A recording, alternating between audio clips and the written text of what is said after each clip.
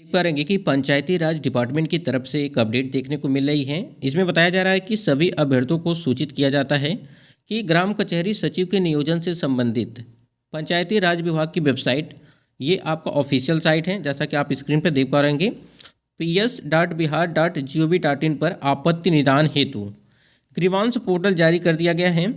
और अभ्यर्थी पोर्टल पर जाकर के ऑनलाइन आपत्ति दर्ज जो है यहाँ पे दर्ज कर सकते हैं, जिसका निदान भी ऑनलाइन ही किया जाना सुनिश्चित किया गया है। तो आपका जो भी यहाँ पे आपत्ति दर्ज की जाएगी वो आपका ऑनलाइन किया जाएगा, और ऑनलाइन के द्वारा आपत्ति दर्ज किया हुआ है यहाँ पे मान्य किया जाएगा। यानी कि ऑफलाइन अगर कोई आपत्ति करता है कोई भी कैंडिडेट, तो यहाँ पे मान्य नहीं किया जाएगा, उसको जो है रिजेक्ट कर दिया जाएगा। तो उसी को लेकर के यहाँ पे बात की गई है कि फाइनली आपका पोर्टल ओपन कर दिया गया है। स्क्रीन पे आप देख पाएंगे कि 19 फरवरी से लगा करके 5 मार्च तक ये प्रक्रिया ऑनलाइन आपत्ति दर्ज किया जा सकता है। तो आपको लगता है कि हमारा जो यहाँ पे मेरिट लिस्ट यानी कि जो प्रोविजनल मेरिट लिस्ट जारी किया गया है उसमें कोई दिक्कत है, या अगर बात करें रिजेक्टेड लिस्ट या बात करें हम लोग कि यहाँ पे एक्सेप्टेड लिस्ट में अगर नाम है या नहीं है, तो उसके संबंध में आप आपत्ति दर्ज कर सकते हैं। या भी कोई भी आपको परेशानी है, कोई भी दिक्कत हो रही है, तो उसके संबंध में यहाँ पे आपत्तियाँ आप दर्ज करा सकते हैं। और ये प्रक्रिया आपकी जो 19 फरवरी से लगा करके 5 मार्च तक ये प्रक्रिया आपकी चलेगी। तो जितने भी कैंडिडेट यहाँ पे अगर बात करें बिहार ग्राम सचिव के पदों पर यहाँ पे अगर फॉर्म अप्लाई किए थे, तो आपको जो है आपत्ति दर्ज कर देना है। आपत्ति आपको किस प्रकार से दर्ज करना है उसको लेकर के यहाँ पे आपको बता देते हैं। देखिए, यहाँ पे पंचायती राज डिपार्टमेंट की तरफ से पोर्टल पर आपत्ति निम्न द्वारा दर्ज किया जा सकता है। इसमें बताया गया है कि आपको किस प्रकार से यहाँ पे आपत्तियाँ दर्ज करनी है। देखिए, यहाँ पे पंचायती राज बिहार सरकार ग्राम कचहरी सचिव पोर्टल पर आपत्ति निम्न द्वारा दर्ज किया जा सकता है।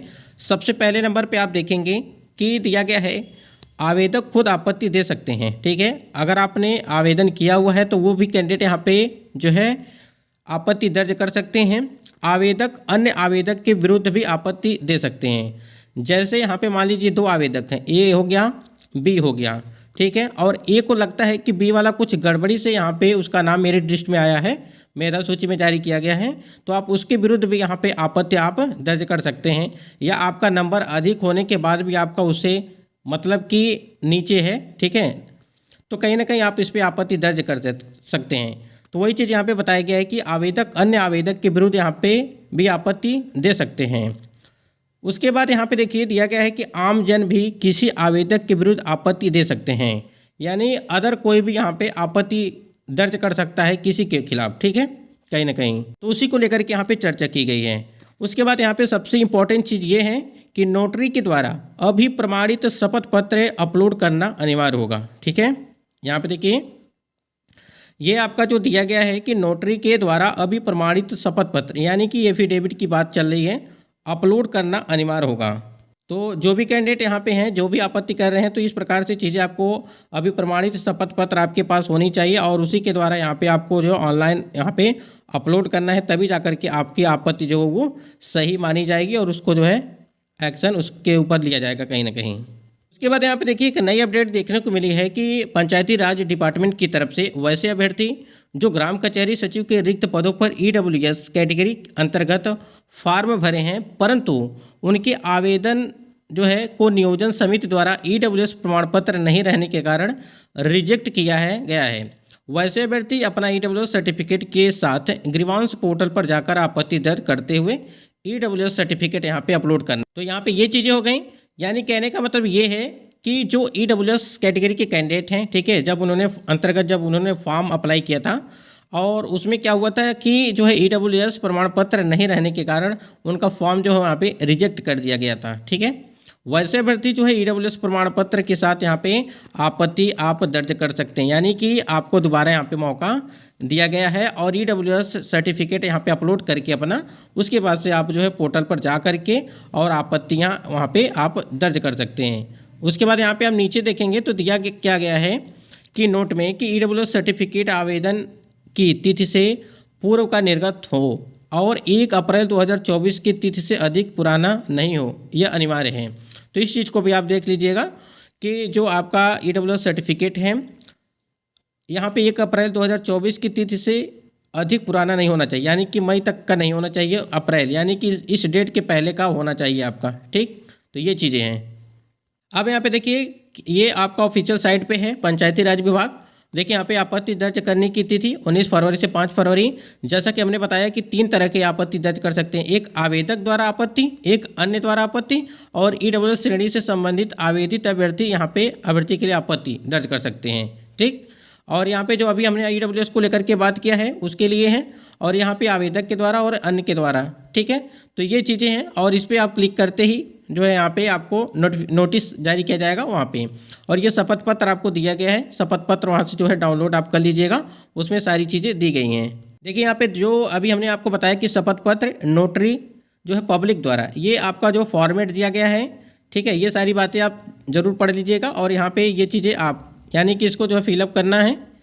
उसके बाद यहाँ पे देखिए ये शपथ पत्र नोटरी पब्लिक द्वारा वही चीज़ें हैं। और उसके बाद यहाँ पे देखेंगे कि शपथ पत्र दिया गया नोटरी पब्लिक द्वारा जो ईडब्ल्यूएस कैंडिडेट के लिए बात की गई है। ठीक है, यहाँ पे नाम, उम्र, पिता का नाम, ग्राम, थाना, पोस्ट, जिला का निवासी हूँ या निवासिनी हूँ। ठीक है, तो ये चीज़ें यहाँ पे दी गई हैं।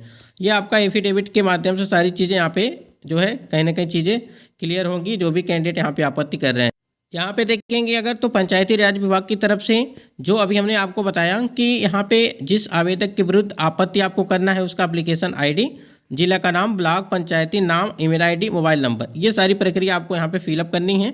ठीक है, और इसी प्रकार से दूसरा अगर दिखाएं आपको तो ये जो अभी हमने पहले नंबर पे जो बताया था कि आवेदक आपत्ति पंजीकरण, जिला नाम है, ब्लॉक है, पंजीकरण है, एप्लीकेशन आईडी है।